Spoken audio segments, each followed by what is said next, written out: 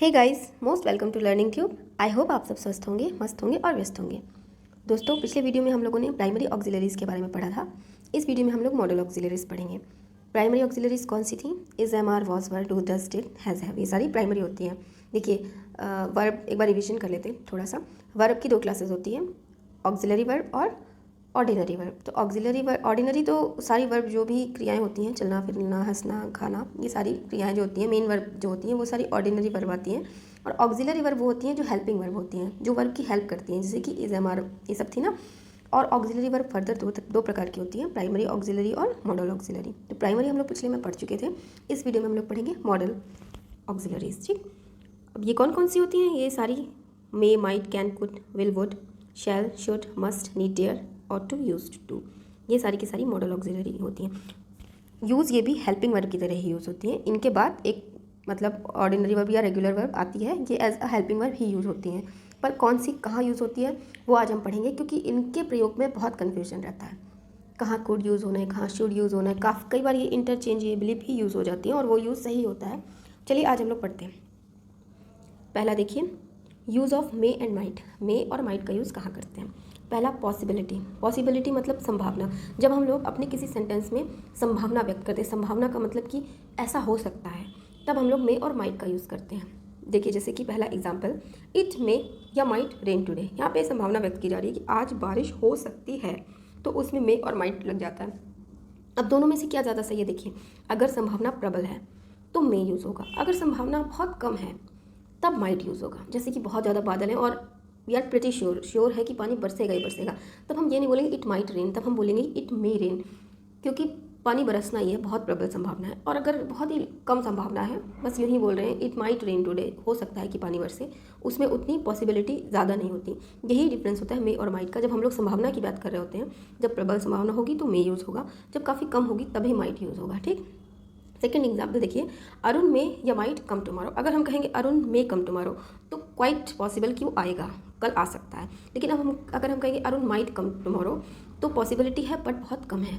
Okay, तीसरा देखिए, you said that you might go there. यहाँ पे जब पास्ट टेंस आ जाता है तो हम लोग माइट ही यूज़ करते हैं, क्योंकि मे का माइट जो है पास्ट फॉर्म होता है। तो जब सेंटेंस का स्ट्रक्चर पास्ट वाला होता है, पास्ट टेंस वाला, तो फिर उसमें हम माइट ही यूज़ करते हैं। अब यू सेड दैट, तुमने कहा था, ये पास्ट टेंस है ना, तो यू माइट गो देयर, तुम वहाँ जाओगे।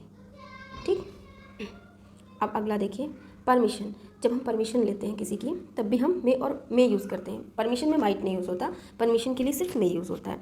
जैसे कि हम लोग स्कूल में कितना बोलते थे, ma'am may I come in, ma'am may I come in, ma'am, कितना रट लगाते थे। तो ये मे वही होता है परमिशन मांगने के लिए। जब मैम बोलेंगे येस यू मे कम, तुम आ सकते हो। स्टूडेंट्स सकते हो का मतलब आता है इसमें। ठीक है, स्टूडेंट्स में bring normal calculators for the exams. Exams के लिए जो स्टूडेंट्स हैं नॉर्मल कैलकुलेटर्स ला सकते हैं। तो यहाँ पे भी परमिशन दी जा रही है स्टूडेंट्स को कि नॉर्मल कैलकुलेटर ला सकते हैं। अब देखिए, परमिशन में हम लोग कैन भी यूज़ करते हैं ना। कन्फ्यूजन हो जाता है कि कैन कहाँ यूज़ होगा, मे कहाँ यूज़ होगा। तो देखिए, जब ऑफिशियली हम परमिशन मांग रहे होते हैं, ऑफिशियली मतलब कि किसी ऑफिस में, किसी स्कूल में या कोई मीटिंग हो जहाँ भी ऑफिशियल्स लोग होते हैं, वहाँ पर हम लोग मे का यूज़ करते हैं। ऑफिशियल परमिशन लेने के लिए मे का, may I come in ma'am, may I sit, इस टाइप से। और कैन तो हम लोग नॉर्मली जैसे किसी फ्रेंड से बात कर रहे हैं, क्या मैं तुम्हारा पेन ले सकता हूँ, can I borrow your pen. तो जब भी ऑफिशियल परमिशन की बात होती है तो हम लोग क्या यूज़ करते हैं? मे। वी प्रेफर मे कैन की जगह। ठीक है, कैन बहुत अनऑफिशियली यूज़ करते हैं। ओके, आई थिंक क्लियर हुआ होगा। चलिए अगला देखते हैं, पर्पस। पर्पस कैसा? एग्जाम्पल देखिए, Yeshi studies hard so that she में पास। कि आप कोई काम कर रहे हो किसी पर्पस के लिए, यशी पढ़ाई बहुत ज़्यादा कर रही है ताकि वो एग्ज़ाम में पास हो जाए। तो जब किसी पर्पस के लिए हम लोग कोई काम करते हैं तब भी मे यूज़ करते हैं। और मे और माइट का अंतर क्या होगा? जब सेंटेंस प्रेजेंट टेंस में है तो मे यूज़ होगा, जब सेंटेंस पास्ट टेंस में है तो माइट यूज़ होगा। देखिए, ये पास्ट है ना, I came here so that I might see you. मैं यहाँ आया ताकि मैं आपसे मिल सकूँ। तो आई, ये पास्ट हो गया। और यशी स्टडीज़ हार्ड, पढ़ती है, सो दैट शी में पास। संभावना दोनों में है, बस मे माइट का टेंस का अंतर है। अगला देखिए, मे माइट हैव। अब एक स्ट्रक्चर होता है ना, मे या माइट के साथ हैव लगा देते हैं, तो ये तो पॉसिबिलिटी होती है, वो भी पास्ट की। दे माइट हैव फेल्ड, वो फेल हो गए होंगे। She may might have come yesterday, वो मतलब कल आई होगी, इस टाइप से सेंटेंस होता है, जो कल निकल गया उसके लिए जब संभावना व्यक्त की जाती है कि जैसे हम किसी की बात कर रहे हैं कि वो कल ही आई होगी, पास्ट की बात है, और पर्पज़ या संभावना कोई भी, तो वो मे माइट। पास्ट के लिए जब हम यूज़ कर रहे हैं तो उसके आगे हैव लगा देते हैं, she may might have come yesterday. और एक चीज़ और देखिए, मे माइट का प्रयोग दोनों तरीके से करते हैं हम लोग, मे का और माइट का। देखो जब पास्ट टेंस होगा तो उसमें तो 100% माइट का ही यूज़ होगा, उसमें मे का तो कोई चांस नहीं है, लेकिन हम लोग माइट का यूज़ प्रेजेंट टेंस में भी करते हैं, ठीक है। अगला देखिए, use of can and could. अब कैन कुड का यूज़ देखिए, कैन का पास्ट फॉर्म होता है कुड। सबसे बड़ी बात तो ये हो गई, अगर प्रेजेंट टेंस में जिस सेंटेंस के लिए कैन यूज़ हो रहा है तो पास्ट टेंस में उसी सेंटेंस के लिए कुड यूज़ हो जाएगा। अब सबसे पहला और सबसे प्रमुख प्रयोग कैन का होता है एबिलिटी के लिए। एबिलिटी क्या होती है? क्षमता, आपकी क्षमता। कौन सी क्षमता? फिजिकल एबिलिटी, मेंटल एबिलिटी, किसी भी क्षमता की जब बात हो रही होगी तब हमेशा हमेशा कैन ही लगेगा। मैं ये कर सकती हूँ, मतलब मैं इंग्लिश बोल सकती हूँ, मैं ये बॉक्स उठा सकती हूँ, मैं कंप्यूटर चला सकती हूँ, ये सकता है ना, कंप्यूटर चला सकती हूँ, मेरी मेंटल एबिलिटी है, मैं बॉक्स उठा सकती हूँ, ये मेरी फिजिकल एबिलिटी है।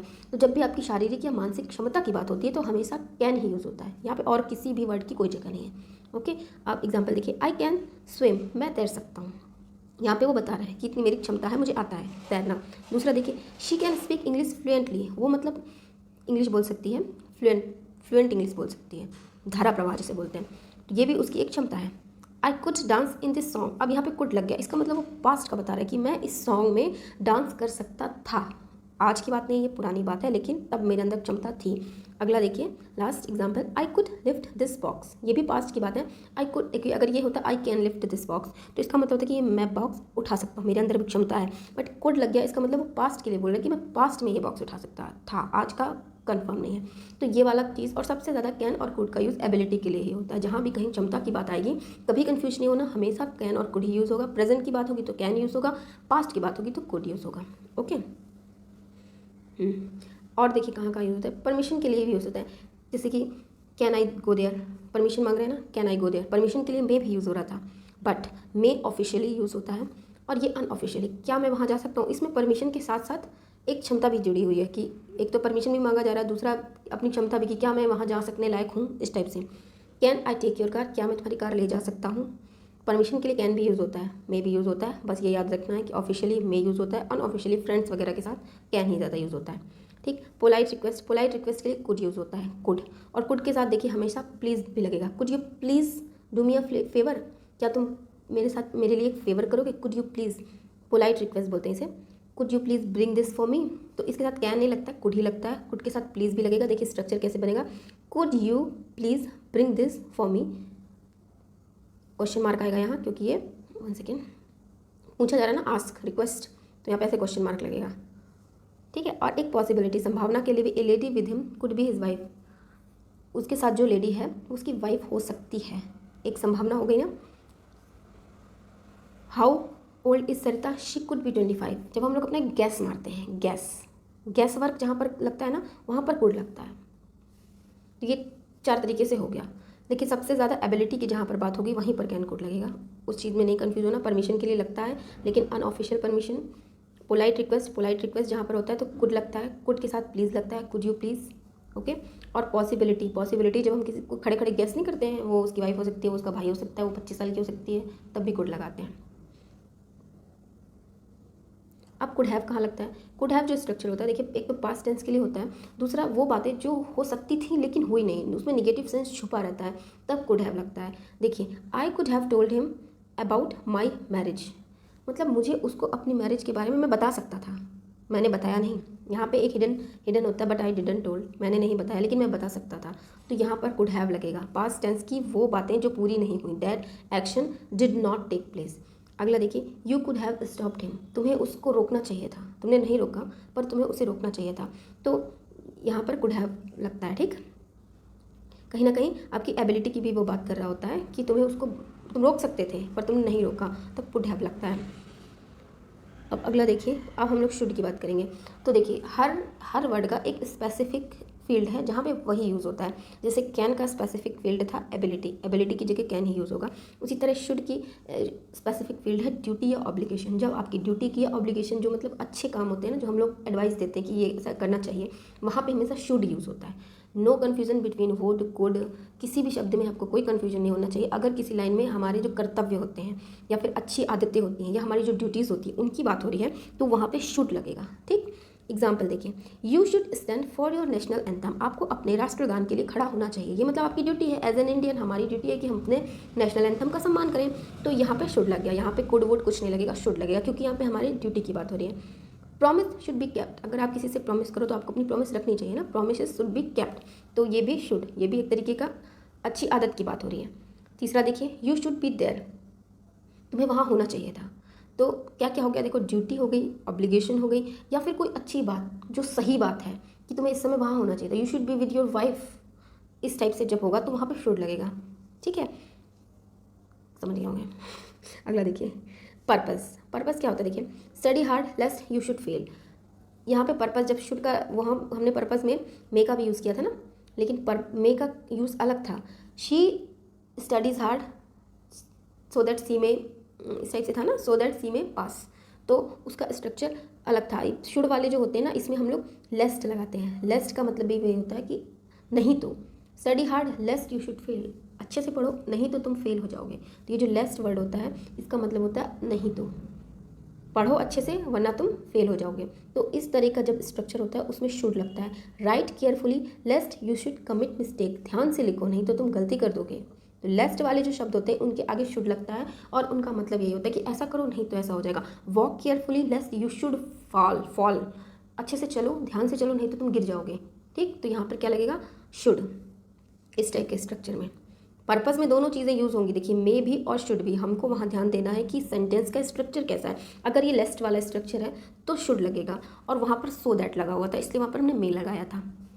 अब शुड हैव क्या होता है, देखिए जो हैव वाले जितने भी स्ट्रक्चर हैं, कुड हैव, शुड हैव, ये हमेशा पास्ट की बात करते हैं, और पास्ट में भी ऐसा मुझे करना चाहिए था जो काम हुए नहीं हैं, होते नहीं हैं, लोग बस बोलते हैं कि ऐसा हो सकता था।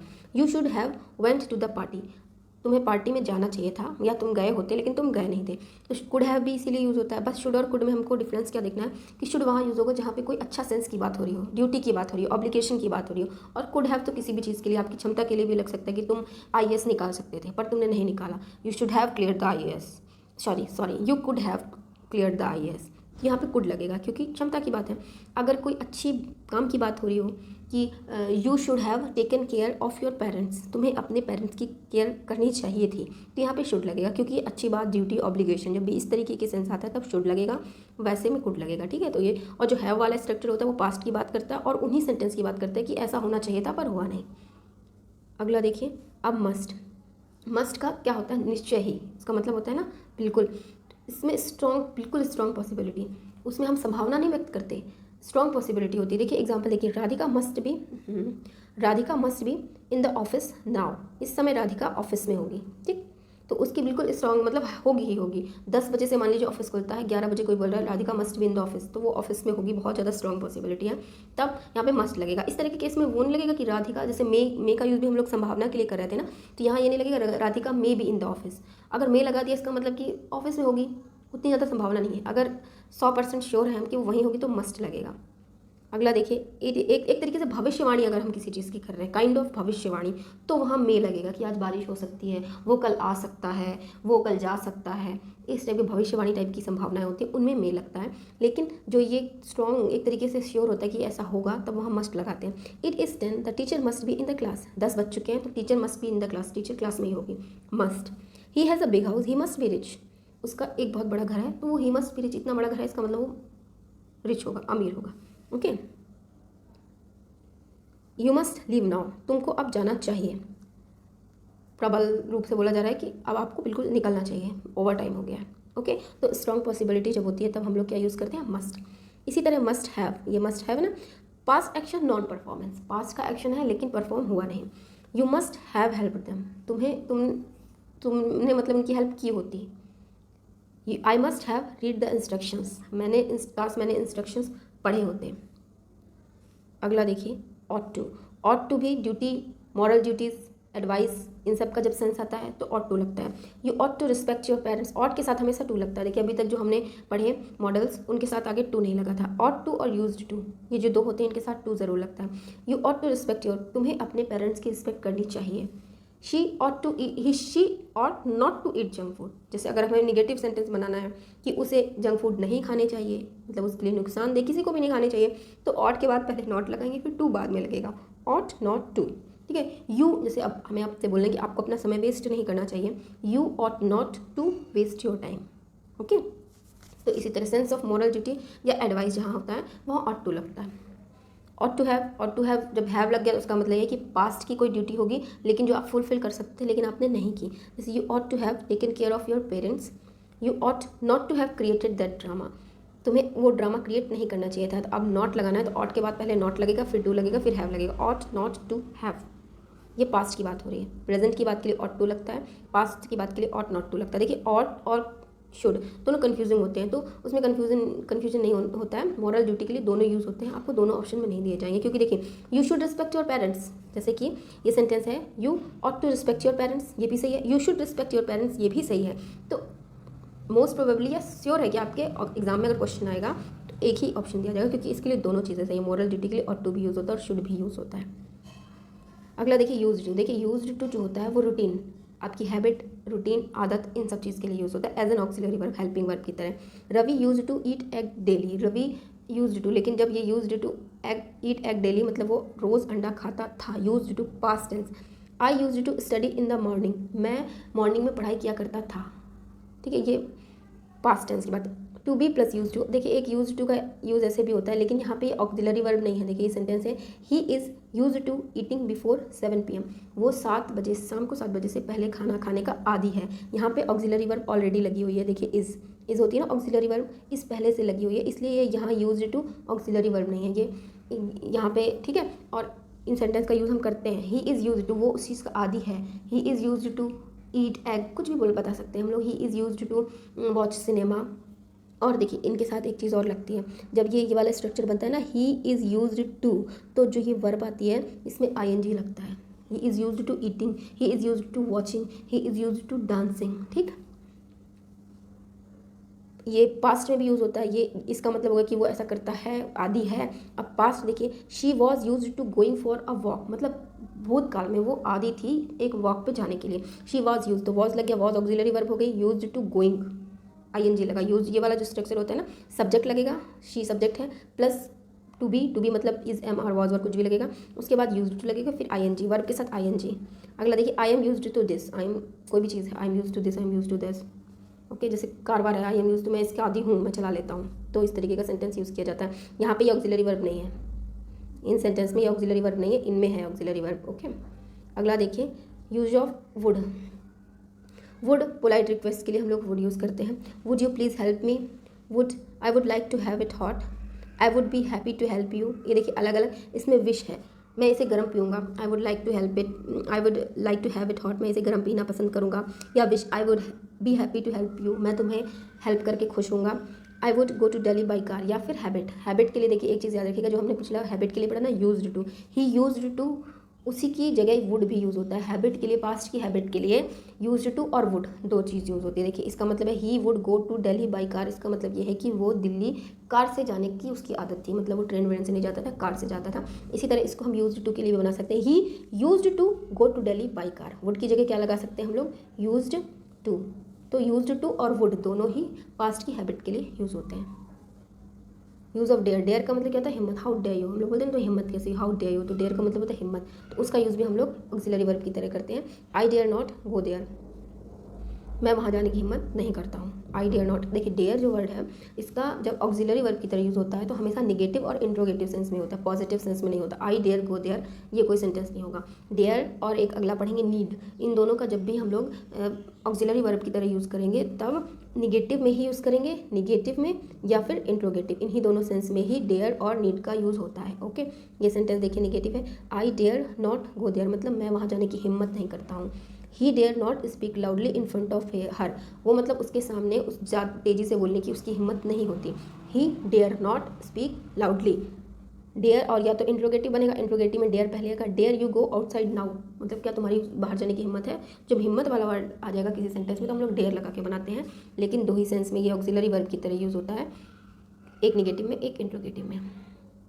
अगला देखिए नीड, यूज़ ऑफ नीड, क्योंकि नीड का देखो, नीड का मतलब क्या, तो आवश्यकता होता है ना, नीड का मतलब, तो वो मेन वर्ब भी हो गई, तो नीड मेन वर्ब की तरह भी यूज़ होती है और ऑक्सिलरी वर्ब मतलब हेल्पिंग वर्ब की तरह भी यूज़ होती है। सेंटेंस में देख के हमें पहचानना होगा कि कहाँ ऑक्सिलरी वर्ब की तरह यूज़ हुई है, कहाँ मेन वर्ब की तरह यूज़ हुई है, और पहचानना बहुत सरल है। जब सेंटेंस में नीड लगा होगा लेकिन उसके अलावा कोई और वर्ब भी लगी होगी, इज़, एम, आर, वॉज, वर, तब समझ जाए कि भाई इज़, एम, आर, वॉज, वर एक ऑक्सिलरी है और नीड एक मेन वर्ब है।